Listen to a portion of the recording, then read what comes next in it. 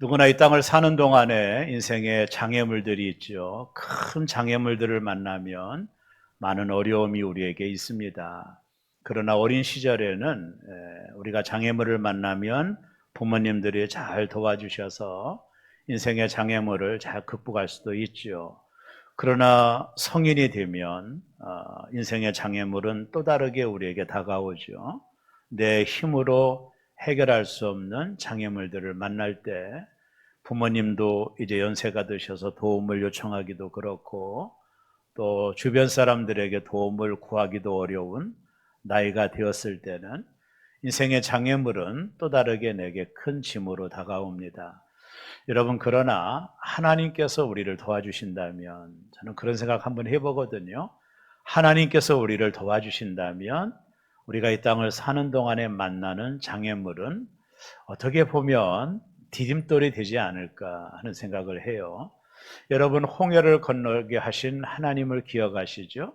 여리고 성을 무너뜨린 그 전능하신 하나님이 우리가 이 땅을 사는 동안에 만나는 장애물 가운데 나의 힘이 되시고, 다윗이 말한 대로 나의 능력이 되신다면 우리가 만나는 장애물이 크든 작든 상관없이 능히 극복하고 나아갈 수 있을 것이라고 나는 믿습니다. 왜냐하면 우리를 도와주시는 분이 하나님이시기 때문에 그렇습니다. 저와 여러분이 믿는 하나님은 전능하신 하나님이십니다. 그 하나님이 저와 여러분들이 이 땅을 살아가는 동안에 만나는 많은 장애물 가운데 여러분과 저를 도와주시고 능히 그것을 극복하도록 하나님께서 해 주실 줄로 믿습니다. 그 믿음이 우리에게 있기를 바라요. 오늘 우리가 읽은 이 본문은 바벨론이라고 하는 강력한 나라가 이제 페르시아의 멸망을 당하죠. 세계 그 역사를 보면 바벨론이 멸망을 당하고 페르시아가 등장을 하죠. 그 다음에 이제 로마가 등장하며 세계 역사가 펼쳐지는데 오늘 그 페르시아의 강력한 나라가 등장을 해서 바벨론이 멸망을 당하게 됩니다. 이게 이제 역사적인 배경을 가지고 있는 겁니다. 이때 어린 나이에 바벨론의 포로로 잡혀갔던 다니엘이 이때 거의 나이가 90에 가까운 나이였습니다. 쉽게 말하면 노인이었죠. 지금도 그렇지만 그 당시 90이 가까운 나이는 나이가 많은 층에 해당됩니다. 다니엘이 살던 시대에 이 노후의 나이를 가진 다니엘이 어느 날 성경을 읽게 돼요. 지금처럼 제본된 성경이 아니고 두루마리 성경이었을 거예요. 파피루스에 기록된 두루마리 성경을 발견했는데 그 성경이 바로 예레미야서입니다. 다니엘이 90의 나이에 예레미야 성경을 우연히 보게 돼요. 근데 그 성경에는 어떤 예언들이 있느냐 하면 바벨론의 포로로 잡혀온 이스라엘 민족이 70년이 지나고 나면 다시 하나님께서 은혜를 베푸셔서 고향으로 돌아가게 할 것이라는 예언입니다. 이거는 예레미야가 예언한 예언이거든요. 근데 다니엘이 보니까 70년이 얼마 남지 않은 겁니다. 그렇다면 하나님께서 우리 민족을 바벨론의 포로로 잡혀온 우리 민족을 하나님이 고향으로 돌아가게 하시겠구나라고 하는 생각을 다니엘이 하고 다니엘서 9장에 보면 이 문제를 가지고 다니엘이 죄를 뒤집어 쓰고 기도하는 장면이 나옵니다. 그게 다니엘서 9장에 나오는 내용이고요. 자, 이제 10장으로 넘어오면 다니엘이 10장으로 넘어오면 이제 바사 원년에 하나님의 약속대로 이스라엘 민족이 1차, 2차, 3차로 고향으로 돌아오게 돼요. 그때 돌아온 숫자가 거의 한 5만 명가량이 됩니다. 근데 다니엘은 나이가 많았고 고향에 얼마나 가고 싶겠어요. 그러나 다니엘은 고향에 가지 않습니다. 다른 사람들은 다 고향으로 떠났는데 다니엘은 여전히 이방 나라에 남아 있습니다. 많은 주경학자들이 그가 너무 연세가 있으셔서 고향으로 가기가 어려웠을 것이라고 해석하기도 하고 또한 사람들은 주경학자들은 다니엘이 이방 땅에서 하나님 앞에 기도하기 위하여 민족을 놓고 기도하기 위하여 남아 있다라고 해석하는 것에 저도 동의를 합니다. 그래서 다니엘은 자신이 90이 가까운 나이에 포로기환이 이루어져요. 1차, 2차, 3차로 이루어지는데, 근데 다니엘이 어느 날 홀로 그리고 몇 명의 사람들과 함께 바벨론이라고 하는 나라의 강가에 가게 돼요. 이게 다니엘서 10장의 배경이거든요. 그 강가에서 다니엘이 놀라운 환상을 봅니다. 그 환상의 내용이 뭐냐면 큰 전쟁에 대한 환상이었습니다. 그러니까 다니엘은 이게 뭘까? 이 환상이 뭔가를 알고 싶었어요. 근데 다니엘이 본 환상은 우리가 다니엘서를 계속 보면 알다시피 예수 그리스도가 이 땅에 재림하기까지 일어난 전체적인 환상이거든요. 하나님이 다니엘에게 그 환상을 보여주신 거예요. 앞으로 490년 후에 예수 그리스도가 이 땅에 올 거라는 환상과 그 위에 일어난 역사의 모든 환상을 다니엘이 보게 됩니다. 근데 다니엘은 이게 너무나도 궁금했던 거예요. 이 환상의 의미가 뭘까? 그래서 우리가 다니엘서를 묵시록이라고 그러거든요. 다니엘서를 읽어보면 너무 놀랍니다. 역사의 끝까지 환상이 벌써 이미 나와 있어요. 어떻게 역사가 종말을 맞이하는 것도 다니엘이 이미 다 환상을 통해 본 거거든요. 그러니까 다니엘은 이 환상의 의미가 무엇인지를 알고 싶어서 세일에, 한 일에가 7일이거든요. 세일에니까 7, 3, 20일. 21일 동안 다니엘이 좋아하는 음식을 끊고 하나님 앞에 기도를 시작해요. 이게 소위 세일의 기도입니다. 다니엘의 20일 기도가 그래서 나오게 된 겁니다. 다니엘은 21일 동안 하나님 앞에 기도하면서 하나님 이 환상의 의미가 뭡니까? 저에게 좀 일러주십시오. 이 큰 전쟁에 대한 의미는 무엇입니까? 라고 다니엘이 21일 동안 기도할 때 하나님의 역사가 일어나게 된 거예요. 우리가 이번 주 화요일부터 다니엘 세일의 기도가 시작이 되는데 그런 의미로 말씀을 주목하면 너무나도 큰 은혜가 됩니다. 다니엘이 20일 동안 기도하면서 하나님께서 그에게 어떻게 응답하셨느냐 하면 첫째는요, 하나님의 임재가 나타났습니다. 다니엘의 기도 가운데 하나님의 임재가 나타났어요. 제가 볼 때 기도의 가장 큰 축복은 응답이 아닙니다. 여러분 300원이 부족하면 기도해서 300원 받았다면 또 300원이 필요할 수도 있잖아요. 기도의 가장 큰 응답은 기도의 축복은요, 하나님의 임재를 보는 겁니다. 이게 기도의 축복이라는 겁니다. 응답보다도 더 중요한 거예요. 그러니까 다니엘이 기도 중에 하나님의 임재, 하나님이 지금 자기와 함께 한다라는 것을 다니엘이 보게 돼요. 자, 다니엘이 무엇을 봤는지 다니엘서 10장 4절과 6절 우리가 읽지 않았지만 본문이 그 부분을 설명하고 있는데 우리 다 같이 한번 다니엘서 10장 4절과 6절을 읽겠습니다. 첫째 날 24일에 내가 힛데겔이라 하는 큰 강가에 있었는데 그때 내가 눈을 들어 바라본즉 한 사람이 세마포 옷을 입었고 허리에는 우바스 순금띠를 띠었더라. 또 그의 몸은 황옥 같고 그의 얼굴은 번갯빛 같고 그의 눈은 햇불 같고 그의 팔과 발은 빛난 녹과 같고 그의 말소리는 우레의 소리와 같더라. 여기 다니엘이 힛데겔이라고 하는 강가는 메소포타미아, 바벨론의 중요한 강이죠. 그곳에서 기도 중에 다니엘이 환상을 본 겁니다. 자, 여기 등장하고 있는 내용들을 보면 여기 한 사람을 보았는데 세마포 옷을 입고 허리에 우스바 순금띠를 띠었고 뭐 등등 이 내용을 읽어보면 여러분이 금방 연상이 될 거예요. 요한계시록 1장에 나오는 세마포를 입은 예수 그리스도가 연상이 될 겁니다. 성경을 아는 분들은.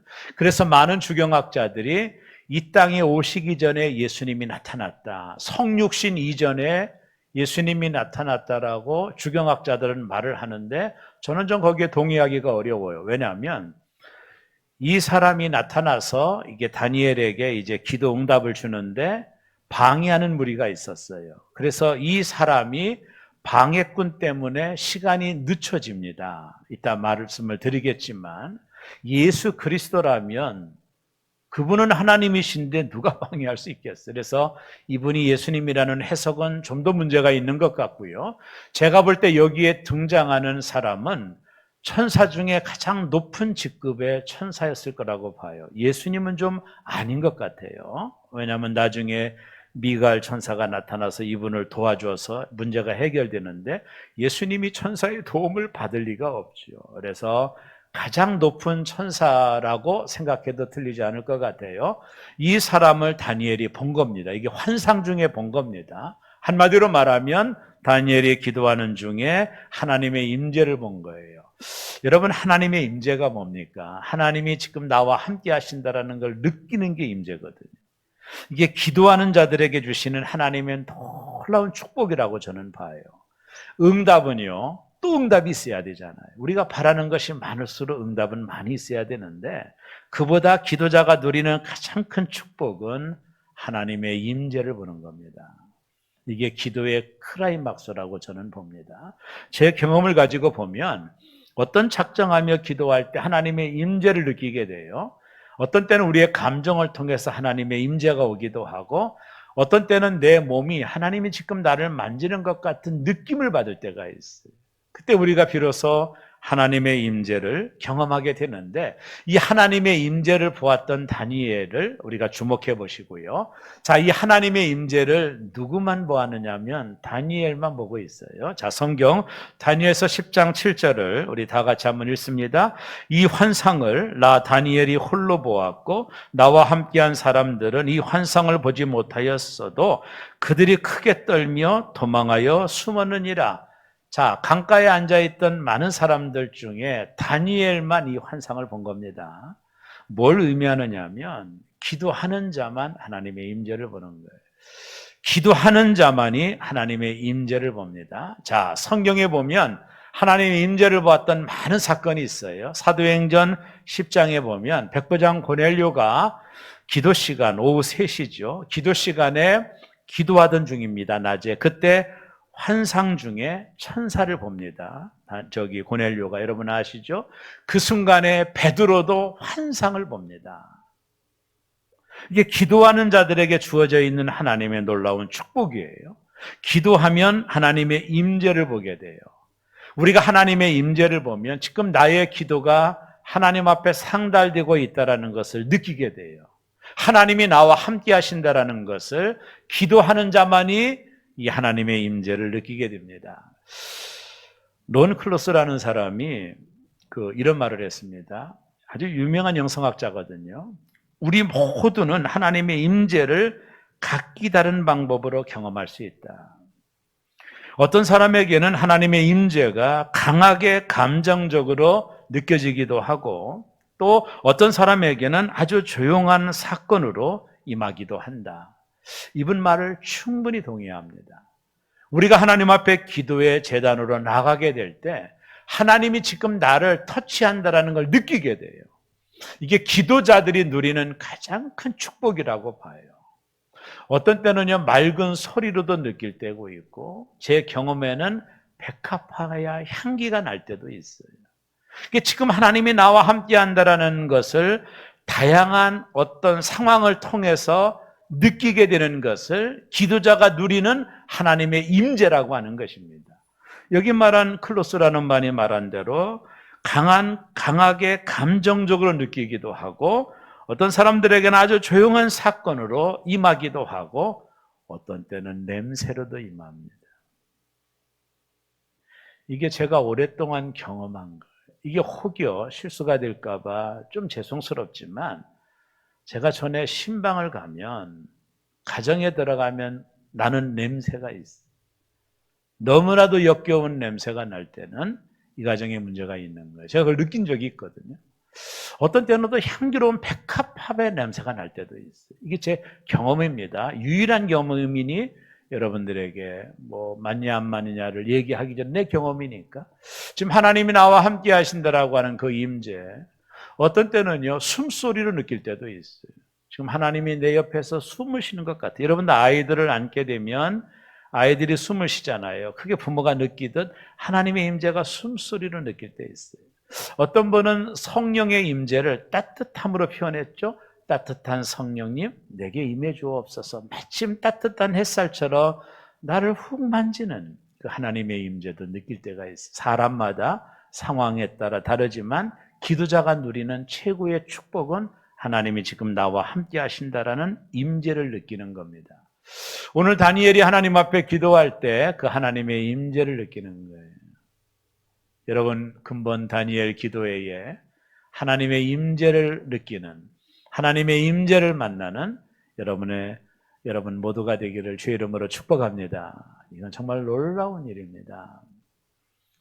한 사람 한 사람 맞게끔 하나님이 역사하실 수 있어요. 내가 지금 너의 기도를 듣고 있다라고 하는 표시로 하나님의 숨소리가 느껴질 때도 있고, 어떤 때는 향기로운 냄새를 통해 하나님의 임재를 느낄 때도 있는데, 어떤 것이 사실이냐 맞지 않냐를 떠나서 개별적인 독특한 경험들을 할 수 있을 거예요. 이번 기회에 여러분들이 하나님의 임재를 좀 느껴보는 그런 시간들이 다니엘 기도회 내내 있기를 주의 이름으로 축원합니다. 두 번째는요, 기도하면 하나님의 응답을 받습니다. 이게 아주 중요한 명제입니다.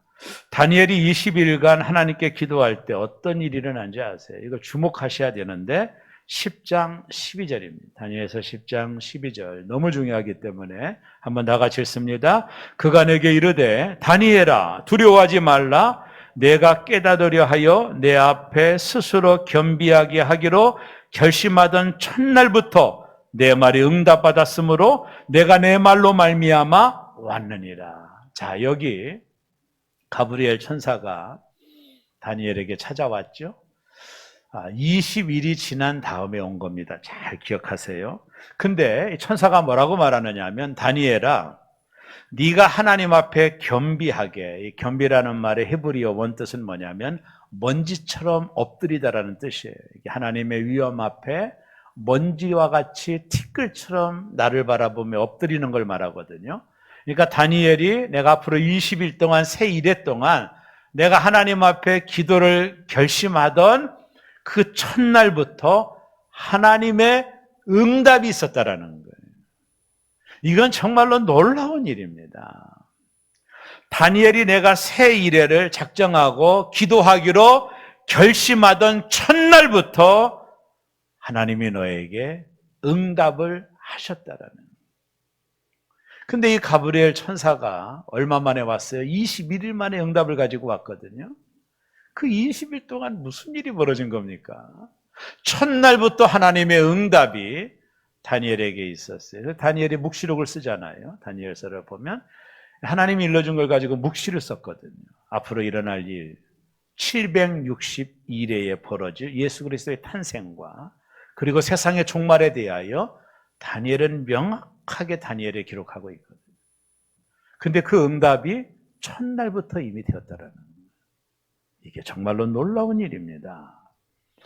여러분이, 제가 간절히 원합니다. 여러분이 이번 다니엘 기도회에 여러분들이 내가 한번 참석해 보겠다, 여러분이 결심만 해도 하나님의 응답이 시작될 걸로 믿습니다. 아멘. 결심이 중요한 거예요. 내가 이번 다니엘 기도에 한번 참여해 보리라. 여기 나오기 어려우면, 함께 기도하면 뜨거워지잖아요. 여기 나오기 어려우면 유튜브라도 참여하리라. 여러분이 결심한 그날이 있다면, 결심한다면 하나님께서 이미 응답으로 주실 줄로 믿습니다. 이게 대단히 중요한 것입니다. 근데 왜 가브리엘 천사가 응답을 가지고 첫날부터 응답이 있는데 왜 20일 동안 아무 일이 없었을까? 그걸 알아야 돼요. 자, 다니엘서 10장 13절을 읽으셔야 돼요. 다니엘서 10장 13절 다 같이 했습니다. 그런데 바사 왕국의 군주가 20일 동안 나를 막았으므로 내가 거기 바사 왕국의 왕들과 함께 머물러 있더니 가장 높은 군주 중 하나인 미가엘이 와서 나를 도와주므로. 천사가 첫날 하나님의 응답이 있었으니까 다니엘을 찾아가려고 하는데 이걸 막는 사람이 있었어요. 응답을 가지고 가는데 막았어요. 누구냐면 바사 왕국의 군주. 여기는 이게 닉네임입니다. 이게 뭐냐면 어둠의 영적 세력들이에요. 다니엘을 보면 이 어둠의 영적 세력들이 다니엘에게 응답된 기도를 막고 있는 거예요. 첫날에 이미 응답됐지만 막고 있는 겁니다. 이 영적 세력을. 기도하는 사람은 정확히 알 수 있는 부분입니다. 여러분, 우리가 기도하면 이 기도를 방해하는 세력이 있어요. 이게 뭐냐면 어둠의 영들입니다. 왜 어둠의 영들이 기도를 방해하느냐 하면 이유가 하나입니다. 자, 야고보서 5장 16절 우리 다 같이 한번 읽겠습니다. 시작. 의인의 간구는 역사는 힘이 큼이니라. 여러분, 이거 꼭 기억하세요. 목사의 간구는 역사는 힘이 크다고 했나요? 장로님의 간구는 역사는 힘이 크다고 했나요? 교회 30년 나온 자의 간구는 역사는 힘이 크다고 했나요? 했어요, 안 했어요? 안 했습니다. 기도는 의인의 간구입니다. 의인이 누구예요? 예수 그리스도를 통해서 구원받은 하나님의 자녀입니다. 여러분입니다.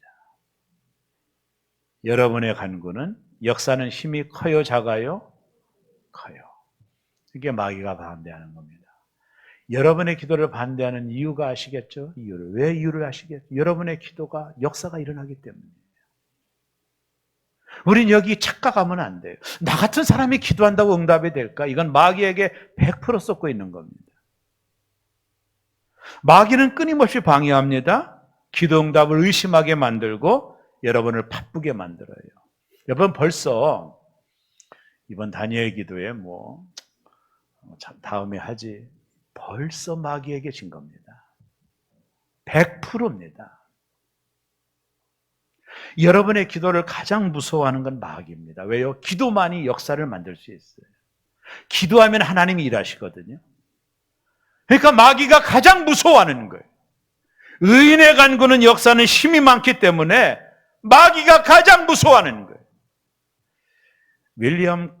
윌리엄 거널이라고 하는 그리스도인의 전신갑주라는 책을 썼던 영성학자가 이런 얘기했습니다. 사단이 기도를 방해하는 세 종류의 방안이 있대요. 첫째는 사단이 할 수 있는 한 당신을 기도에서부터 멀어지게 한다는 거예요. 이게 첫 번째 사단의 방해고요. 두 번째, 당신의 기도를 중단시키기 위해 모든 수단을 사단은 동원한다는 거예요. 세 번째, 만약 앞에 있는 계략이 실패하였다면 당신의 기도가 응답받지 못하도록 방해하고 당신의 기도가 되돌아오도록 모든 노력을 한대요. 이 다니엘의 기도가 바로 이 세 번째 챕터에 해당되는 거예요. 하나님이 이미 응답했는데 마귀가 방해하는 거예요. 응답을 지연시키는 겁니다. 그래서 21일 만에 천사가 응답을 가지고 온 거예요. 첫날부터 응답이 있었는데 이 어둠의 영들이 이걸 방해한 겁니다. 기도는 반드시 어둠의 영들이 방해합니다. 사단이 방해합니다.